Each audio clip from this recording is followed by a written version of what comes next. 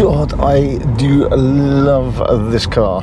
Audi E-tron GT RS is quite a thing. I'm familiar with the Audi E-tron GT, I've owned one, not the RS. I have driven the RS, had a race down from Scotland with Matt Watson, so I know it fairly well, and I love it. It's just a good car. It's a lot of money. I mean, it's a lot of money, but it feels really special in here. Alcantara, carbon trim, red stitching. It feels really, really nice. There's no denying it. It's a nice place to be. Yeah, the interface isn't quite as nice as some other cars, but it's good. The display here is clear. Don't like the gloss plastic here, but Alcantara trim in here. The seats are fantastic. It's a lovely, special place to be. You know, it's hard to justify the money, but it goes a long way to trying to do so. It feels like a sports car, but it also, as I cruise along the highway now, it just settles into just a very refined, smooth driving car. The air suspension, it's got 3-stage air suspension, fantastically smooth. So you've got, you know, it's not quite Mercedes EQS isolation and ride comfort, but it goes a fair way towards it, but in a much more sporting car where you've still got some connection to the road.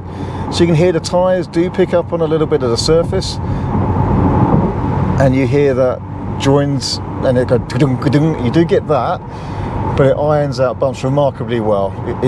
You know, it's hard to describe a car that's this powerful, this sporting, but you still got this kind of long distance ride comfort. I'm lucky enough I drive a Taycan at the moment day to day, and it's because of a very similar reason.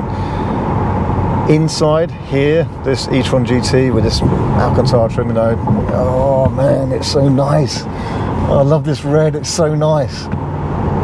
God, it's a good car. I really like it. I really do like it. One thing I'd noticed straight away though when I get into one of these, that does bug me a little bit, as the paddle for the regen just doesn't really do anything.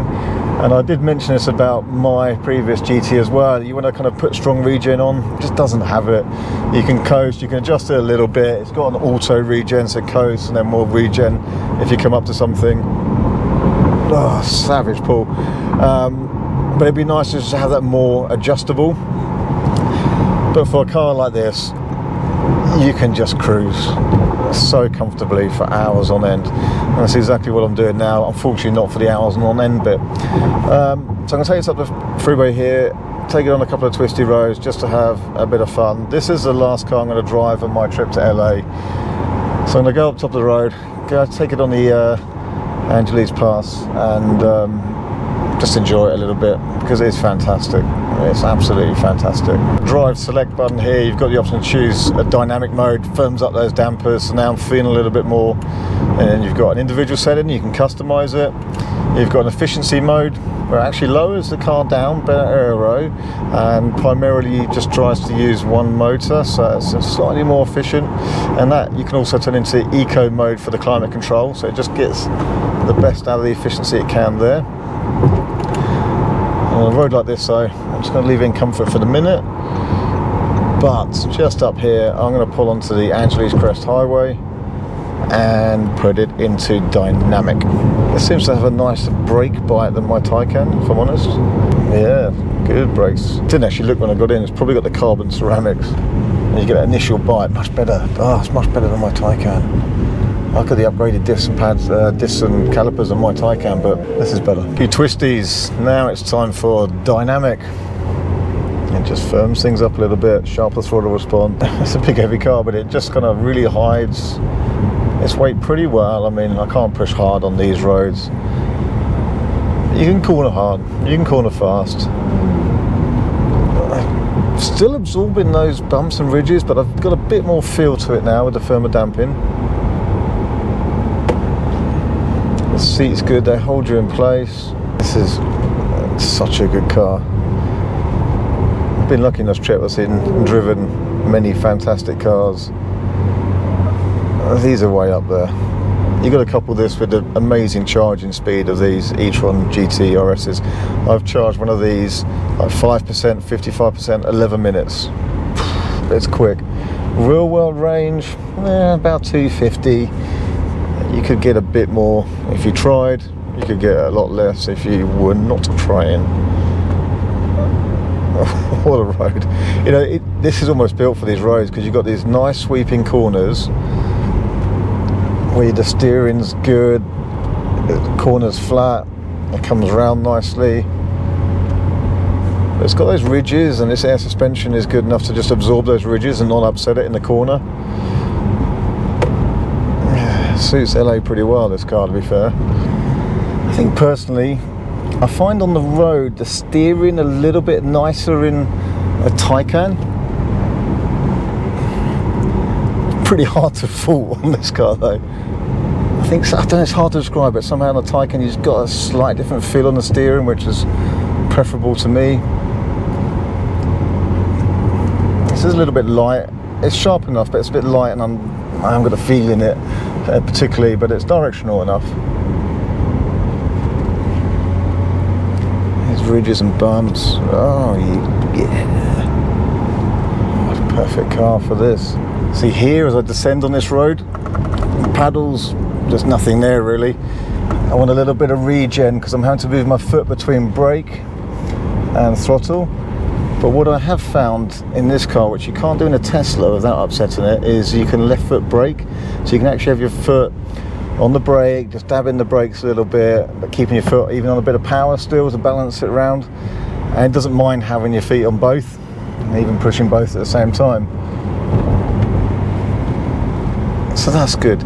So if we could have slightly stronger regen, some nice adjustable paddles, a little bit more feel in the steering, a little bit more isolation from the road. I mean, double glazing here, but just these big tyres pick up the road noise, then you'd have something almost perfect. Oh yeah, add in a Cross Turismo Porsche body with the Audi interior here and the Audi looks at the front. That's probably about my ultimate car. I am searching for Freds along the route. Freds? I don't need Freds. Who's Freds? See here, I'm having to, because it's just coasting, it's picking up speed down this hill, and I'm having to, you know, that's just about one layer of regen just to pick up some energy back as I descend down this road. It just isn't really doing that. And that was interesting. As I went over those ridges in the road there, the car actually skipped sideways slightly, and that's probably where the air suspension has just allowed it to bounce and move, and it actually just sort of skipped a little bit. And I wasn't even driving hard around that corner, so that's not quite so ideal either, but you've got to say it's a beautiful car, compelling package. It gets the looks, people look around in it, and it's just a joy to be in and to drive. It's hard to deny any of that. Well done Audi, it is a very special car, comes at a price, but yeah, well done. This car does have the rear wheel steering, which helps manoeuvrability around town. It kind of helps with that steering feel, I think, probably as well on those roads. So for quite a big car, it is easily manoeuvrable. The turn-in circle's really tight. One thing that you do need, this e-tron has a really long front overhang, and especially in LA with the steep angles they have, it would be easy, very easy to damage underneath the front bumper on this. You can lift it, or you have to go into here, drive select, you can lift it up, which I think is going to be a popular button. So what I'd like to see is like a Taycan, a button, you know, more accessible, bang, hit that, and it lifts the car up. As I'm pretty sure it's going to be really essential on some of their angles and joints. I don't know how they drive sports cars around here. It's a pretty essential thing. I watched a Porsche GT3 RS going into a car park earlier. In front of that, he had no choice. I think that's a common thing here. Around the car parks and manoeuvring it, it's very easy. Rear wheel steering and a really good turn-in lock. So even if you don't have the rear wheel steering, they've got a really good turn-in circle. The rear wheel steering just helps that even more.